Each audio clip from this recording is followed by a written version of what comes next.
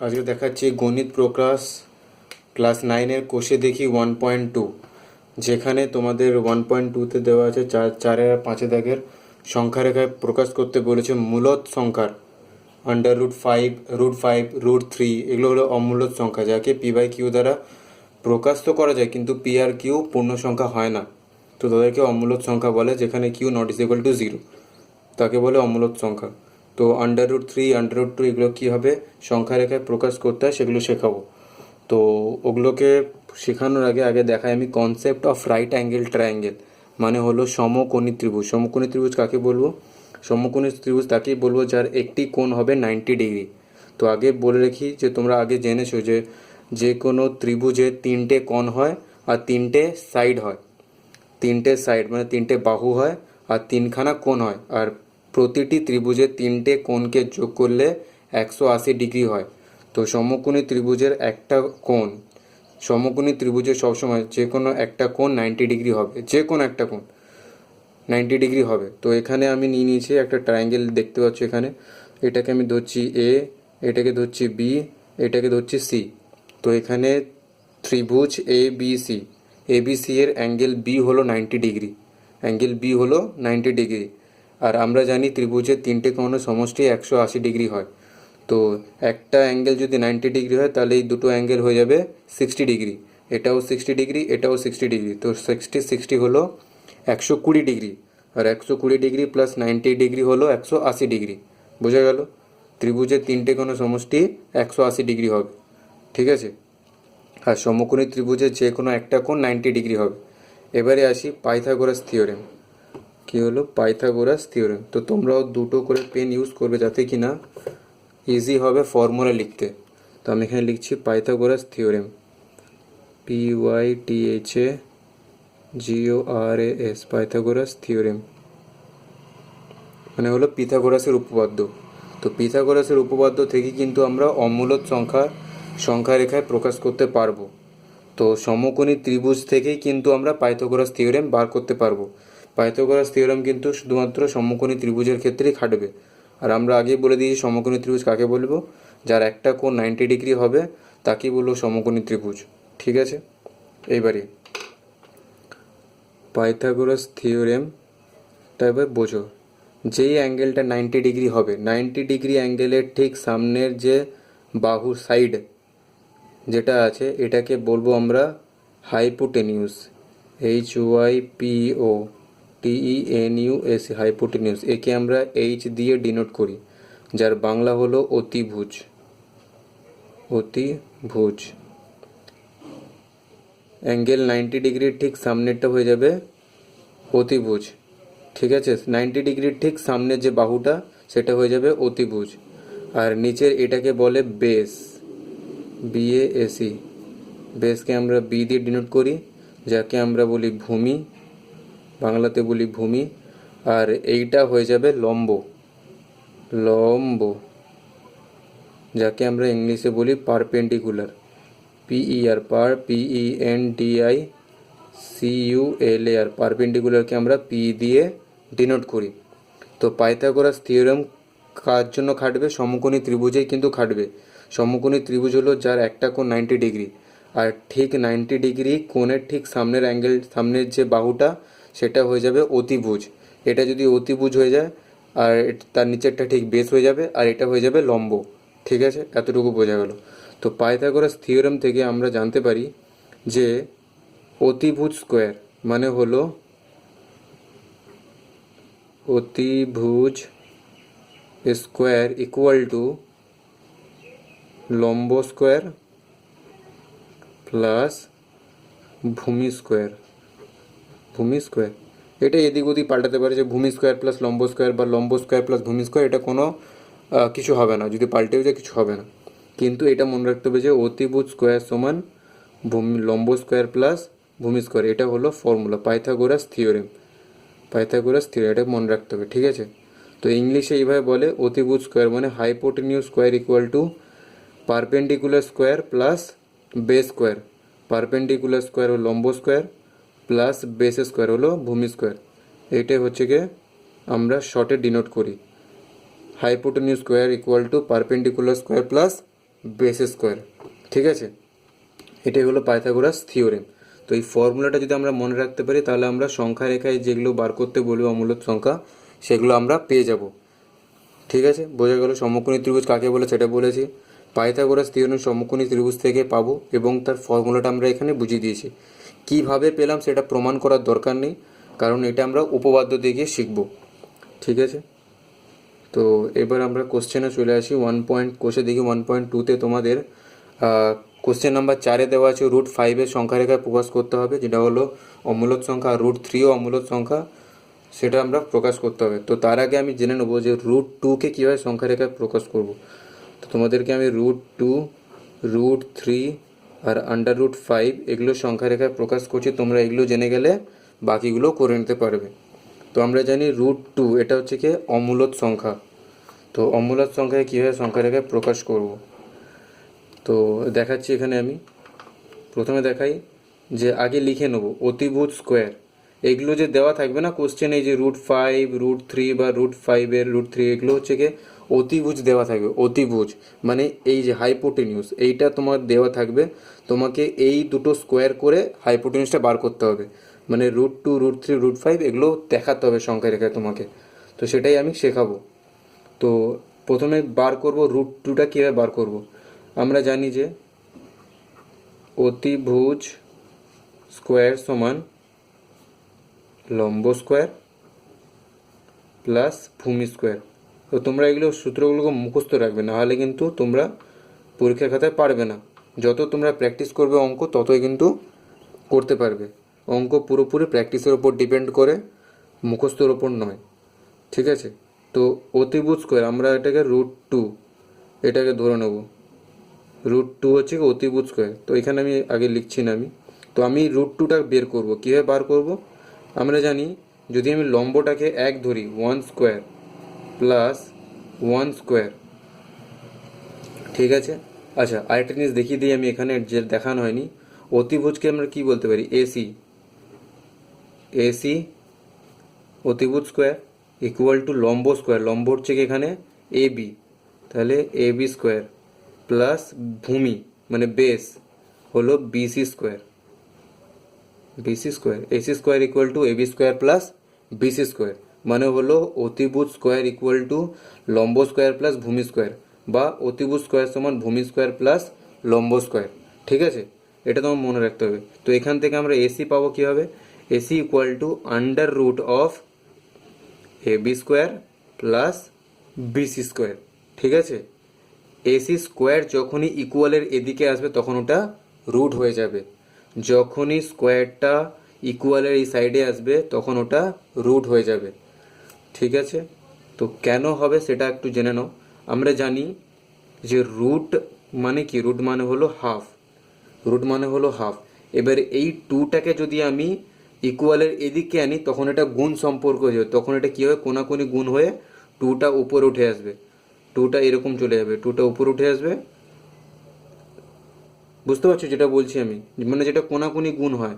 তোমাদেরকে এখানে উদাহরণ দিয়ে বোঝাতে পারছি না। যেমন ধরো এখানে 2টা যদি এখানে উপরে উঠে গেলো তো 2 ইকুয়াল টু 1 এইভাবে যেটা হয়, মানে কোনাকুনি গুণ যেটা, মানে এই জিনিসটা যখন আমরা করতাম না, যে ধরো x/y ইকুয়াল টু 5/6 দেওয়া আছে, তখন আমরা লিখতে পারি এটাকে এরকম কোনাকুনি গুণ হয়ে যাবে 6y equal to 6x equal to 5y, এই জিনিসটা।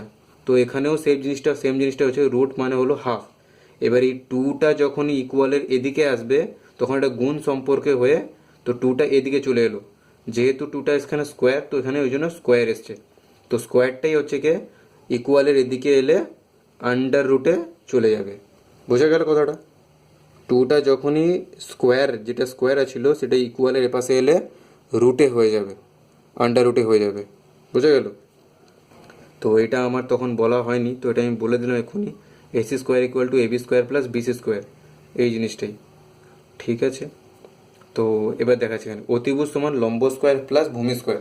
তো লম্ব যদি আমি 1 স্কোয়ার নিই প্লাস ভূমিটাকে আমি 1 স্কোয়ার নিলাম, তাহলে কি হলো, 1 স্কোয়ারে কী হয় 1 হয়, প্লাস 1 স্কোয়ারে 1 হয়, তাহলে কি হলো 2 হলো। এবার আমি কি বলেছি, তাহলে এটা কত হলো, অতিভুজ স্কোয়ার সমান 2। তাহলে আমি অতিভুজ কী করে পাবো, অতিভুজ সমান স্কোয়ারটা যদি এ পাশে চলে আসে তাহলে হবে √2। পাওয়া গেল আমার, আমি আর √2 পেয়ে গেলাম, √2 আমি পেয়ে গেলাম। তাহলে এবার আমি সংখ্যা রেখায় প্রকাশ করব। সংখ্যা রেখায় আমি প্রকাশ করব, কীভাবে করব দেখো, দেখাচ্ছি আমি। তোমরা ছোট স্কেল ব্যবহার করবে, আমি এখানে বড় স্কেল ব্যবহার করছি, তো তোমরা ছোট স্কেল ব্যবহার করবে। সংখ্যা রেখায় যখনই প্রকাশ করব তখন আমরা জানি যে ঘরগুলো আমাদের সবগুলো ইকুয়াল থাকতে হবে। তো আমি এখানে পেন দিয়ে দাগ টানছি, তোমরা পেন দিয়ে করবে না, পেন্সিলই ইউজ করবে, ঠিক আছে? তো আমি একটা সংখ্যা রেখায় এখানে লাইন টেনে নিচ্ছি বড় করে একটা, যেখানে আমি এখানে নিলাম, মাঝখানে একটা সংখ্যা নিলাম, আর এখানেই নিলাম, আমি এখানে নিলাম, প্রতি আমি 1 ইঞ্চি করে নেব, ঠিক আছে? কারণ ঘরগুলো সবসময় সমান হতেই হবে, ছোট বড় হলে চলবে না। সংখ্যা রেখায় কিন্তু সবগুলো ঘর সমান হতে হবে। আর সংখ্যা রেখায় দুই সাইডে আমরা অ্যারো দিয়ে দেবো, কারণ আমরা জানি যে দুটো লাইনের কখনো এর সীমিত হয় না, সবসময় বাড়তেই থাকবে, তো অনেক দূর পর্যন্ত যেতে পারে, তো এই জন্য আমরা অ্যারো দিই। এটা হলো মাঝখানটায় আমরা নিয়ে নিচ্ছি, এটা ধরছি, এটা 0, এটা হলো 1, এটা হলো 2, 1 সেন্টিমিটার, 1 ইঞ্চ, এটা হলো 2 ইঞ্চ মতো নিয়েছি, এটা হলো -1, এটাকে নেবো -2, এটা হলো 3। এবার সংখ্যা রেখায় কীভাবে প্রকাশ করব? সংখ্যা রেখায় √2কে এভাবে প্রকাশ করব। আমরা এখানে কি নিয়েছি, লম্ব হচ্ছে গিয়ে 1 স্কোয়ার নিয়েছি, আর ভূমিটাকেও 1 স্কোয়ার নিয়েছি, তো এখানে আমরা লম্বটাকে নিয়ে নিচ্ছি 1 একক, ঠিক আছে? এটাকে 1 নিয়েছি।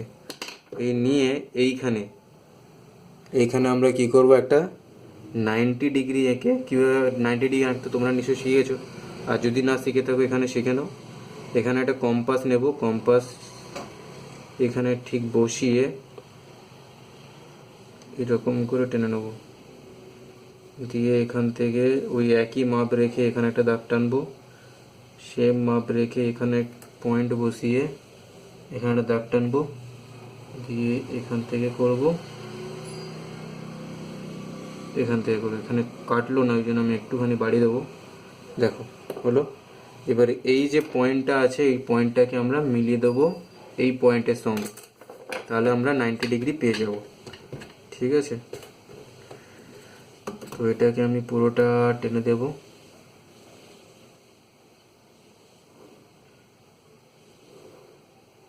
দেখো। তো এটা আমার হয়ে গেল 90 ডিগ্রি, এটা হয়ে গেল আমার 90 ডিগ্রি, আর 90 ডিগ্রি ঠিক সামনে যেটা হবে সেটা হবে অতিভুজ। তো আমরা এবার এখানে কি করব, এটাকে আমরা, যেহেতু এটা আমাদের কি √2 করতে হবে, √2 মানে কি, লম্ব স্কোয়ার প্লাস ভূমি স্কোয়ার, লম্ব আমরা কত নিয়েছি 1 স্কোয়ার, প্লাস ভূমি স্কোয়ার কত নিয়েছি 1 স্কোয়ার, তো আমরা ভূমিটাকে এখানে 1 একক নিয়েছি, তো লম্বটাকে আমাদের কত নিতে হবে, ভূমি যদি 1 একক হয় লম্বটাকে 1 একক নিতে হবে। তো লম্ব আমরা ঠিক এখান থেকে পেন্সিল দিয়ে, কাঁটা কম্পাস দিয়ে ঠিক এই 1 এককের মাপ নিয়ে এইখানে ঠিক 1 এককে টেনে দিলাম, মানে এটাই হলো আমার 1 একক। দিয়ে এটাকে আমরা এটার সঙ্গে মিলিয়ে দেবো, এই পয়েন্টের সঙ্গে এই পয়েন্টটা মিলিয়ে দেবো, মিলে গেল। তাহলে 90 ডিগ্রির সামনে যেটা হবে সেটা হবে অতিভুজ, আর অতিভুজ কত আমরা পেলাম, এটা হবে √2, কারণ এইটা ভূমি স্কোয়ার, ভূমি আমরা 1 নিয়েছি, ভূমি স্কোয়ার, আর লম্ব কি, লম্বটাকে আমরা 1 ধরেছি, ভূমি স্কোয়ার প্লাস লম্ব স্কোয়ার, ভূমি স্কোয়ার প্লাস লম্ব স্কোয়ার ইকুয়াল টু 2 হয়, 1 + 1 করলে 2 হয়, অতিভুজ স্কোয়ার ইকুয়াল টু 2, তাহলে আমরা শুধু অতিভুজ বের করতে হবে, তাহলে অতিভুজ হবে কত, স্কোয়ার টাইপের চলে √2, তাহলে আমরা √2 পেয়ে গেলাম, এইভাবে বের করতে হবে, ঠিক আছে? তো বের হয়ে গেল। এবার আমরা কি করব, এই পেন্সিল কম্পাস দিয়ে এই √2টাকে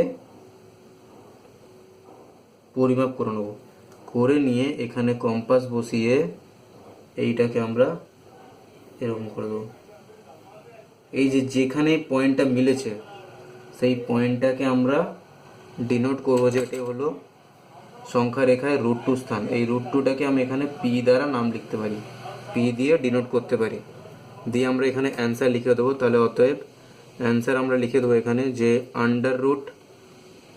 √2 এর অবস্থান সংখ্যা রেখায় পি বিন্দুতে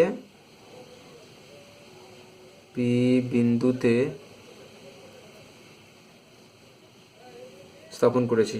তাহলে √2 এর অবস্থান সংখ্যা রেখায় কোথায় আছে? পি বিন্দুতে। এই অ্যান্সারে লিখতে পারি, বা আমরা এটাও লিখতে পারি যে সংখ্যা রেখায় √2 স্থাপন করে পি বিন্দুতে পেলাম, বা এটাও লিখতে পারি যে সংখ্যা রেখায় √2 স্থাপন করে পি বিন্দুতে পেলাম, এটাও লিখতে পারি।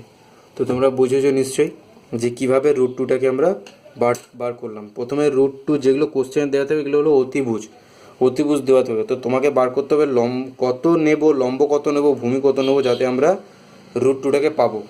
তো লম্ব যদি আমরা 1 নেই তাহলে এর কি জানি, লম্ব স্কোয়ার মানে কি, আমি যদি 1 স্কোয়ার নিই তাহলে 1 হবে। আবার ভূমি স্কোয়ার মানে আমি যদি 1 স্কোয়ার নিই তাও 1 হবে। তাহলে 1 + 1 করলে তাহলে 2 হবে। তাহলে অতিভুজ স্কোয়ার সমান 2 পেলাম। তাহলে অতিভুজ সমান হবে, স্কোয়ারটা এপাশে চলে এলে রুট হয়ে যাবে √2। বোঝা গেল? তাহলে অতিভুজ হলো √2। তাহলে আমরা এইটাকে আমরা সংখ্যা রেখায় বসাবো।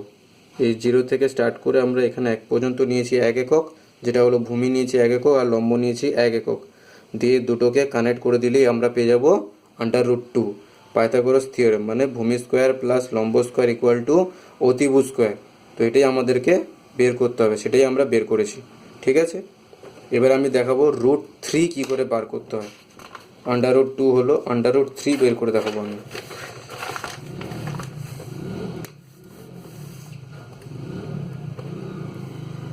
√3 সংখ্যা রেখায় প্রকাশ করবো এটাকে। তো √3 বের করার জন্য আমরা এইভাবে করব যে আমরা জানি অতিভুজ স্কোয়ার সমান ভূমি স্কোয়ার প্লাস লম্ব স্কোয়ার। তোমাকে √3 বার করতে হবে। তো √3 আমরা জানি যে যদি আমরা ভূমিকে যদি 2 নেই, 2 + 1 = 3 হয়, 2 + 1 = 3 হয়। তো আমরা এটা জানি, বাট আমরা ভুল কি করে দেখো, ভূমি স্কোয়ার আছে মানে কি, যদি আমি 2 স্কোয়ার নেই, এটা যদি 1 স্কোয়ার নেই তাহলে আমি 2 স্কোয়ার 4 হয়ে যাবে, 4 + 1 হয়ে যাবে, 1 স্কোয়ার 1, তখন ওই যে এটা 5 হয়ে গেল। আর অতিভুজ যদি আমরা বার করছি অতিভুজ স্কোয়ার সমান 5, আর যদি শুধু অতিভুজ বার করি তাহলে অতিভুজ হয়ে যাবে √5 হয়ে আসবে। কিন্তু আমাকে তো বের করে √3, তাহলে আমি 2 স্কোয়ার নিতে পারবো না। তাহলে আমরা কি করব, যদি আমি এটাকে √2 স্কোয়ার নিই, √2 স্কোয়ার প্লাস 1 স্কোয়ার। √2 স্কোয়ার মানে কি, √2 স্কোয়ার মানে হলো 2, কারণ তোমরা জানো যে রুট মানে কি, রুট মানে হলো হাফ। তো আমরা যদি এরকম নেই, √2 স্কোয়ার আছে, √2 এর স্কোয়ার আছে, তাহলে আমি কীভাবে ভাঙবো, কীভাবে 2 আসলো জিনিসটা, 2 রুট মানে কি, রুট মানে হলো পাওয়ারে হাফ ইন্টু √2 স্কোয়ার আছে, তাহলে এখানে স্কোয়ার হলো, তাহলে 2 কেটে গেল, তাহলে কত হলো 2⁻1, আর 2⁻1 মানে কি 2। তো এইভাবেই আমাদের √2 স্কোয়ারটা 2 হয়। ঠিক আছে, তো এটা আমি ডাইরেক্ট বুঝিয়ে দিলাম। আরেকটা ভাবে বোঝাতে পারি যে √2 স্কোয়ার আছে, এর মানে হলো √2 ইন্টু √2, তাই তো, √2 ইন্টু √2, কারণ স্কোয়ার আছে, স্কোয়ার মানে কি দুটো সংখ্যা হবে, √2 ইন্টু √2। আর যে কোনো দুটো যদি √2 হয় সেটা √ কেটে গিয়ে একই সংখ্যা যদি দুটো √2 হয় তো সেটা কেটে গিয়ে শুধু 2ই হবে। বোঝা গেল? তো এইভাবে আমরা দুভাবে বের করে দেখিয়ে দিলাম কীভাবে রুট ওঠে। তো এখানে 2 স্কোয়ার আছে, √2 হোল স্কোয়ার মানে 2 হলো, প্লাস 1 স্কোয়ার মানে কি 1, তাহলে 2 + 1 কি 3, তাহলে অতিভুজ স্কোয়ার সমান √3। তাহলে অতএব আমরা অতিভুজ কী করে পাবো, অতিভুজ সমান হবে, স্কোয়ারটা যদি এপাশে চলে আসে ইকুয়ালের এপাশে আসলে হয়ে যাবে √3। ঠিক আছে, বের করা গেল। এবারে এটাকে আমরা সংখ্যা রেখায় প্রকাশ করব। সংখ্যা রেখায় কোনটা নেব, প্রথমে √2 বার করে নিতে হবে, √2 প্লাস এই জিনিসটাকে √2 + 1, √2 + 1। তোমরা জানো আমি √2 কীভাবে বার করতে সেটা আমি দেখিয়ে দিয়েছি। তো এই জিনিসটাকে আমি ওইখানে করে দেখাচ্ছি। ঠিক আছে, তো সেম জিনিসটা তোমরা আগে এটা করে নেবে, এইটা করে নেওয়ার পর তারপরে করবে। তো আমি এখানে দেখিয়ে দিচ্ছি কীভাবে এখানে করতে হয়। প্রথমে এখানে √2 এটাকে আমরা বেস ধরে নেবো, বেস মানে হলো ভূমি ধরে নেবো। ভূমি ধরে নিয়ে এখান থেকে কম্পাস বসিয়ে আমরা এখানে একটা 90 ডিগ্রি অঙ্কন করব। এখান থেকে এরকম কেটে দিলাম। এবারে একই মাপ নিয়ে এখান থেকে আমি বসিয়ে এই কাটলাম, আবার এখানে বসিয়ে আমি এই কাটলাম, এখান থেকে এইটা কাটলাম, এখান থেকে করে এরকম কাটলাম। এটা ঠিক কাটলো না, তাই জন্য আমি একটু বাড়িয়ে নেবো, হয়ে গেল। তো এইটা থেকে এইখান পর্যন্ত আমার লাইন মিলিয়ে দেবো আমি, সেটাই হবে আমার 90 ডিগ্রি। এইটা হয়ে যাবে আমার না, তোমরা কিন্তু পেন্সিল দিয়ে করবে। এটা হয়ে গেলো আমার 90 ডিগ্রি, আর এটা হলো আমার ভূমি। তাহলে এটা হলো ভূমি, এটা হলো 90 ডিগ্রি, এটা হলো আমার 90 ডিগ্রি, আর এর ঠিক পাশেই এটা হয়ে যাবে অতিভুজ। এবার আমরা কি জানি যে একটা দিক আমরা আন্ডাররুট পেয়ে গেছি, আন্ডাররুট পেয়ে গেছি, আর একটা আমাকে 1 একক নিতে হবে। তাহলে ভূমি আমার √2 আছে, আর হচ্ছে আমাকে 1 একক নিতে হবে। তো কম্পাসের সাহায্যে আমি এখান থেকে বসিয়ে এটাকে আমি 1 পর্যন্ত মাপ নিলাম, দিয়ে এখানে বসিয়ে ঠিক এখানে বসিয়ে 1 এককের দাগটা আমি কেটে দিলাম। তো এইটা হলো আমার এখানে মিলছে। তো এখান থেকে বসিয়ে আমি স্কেল দিয়ে টেনে দেবো, স্কেল দিয়ে এরকম করে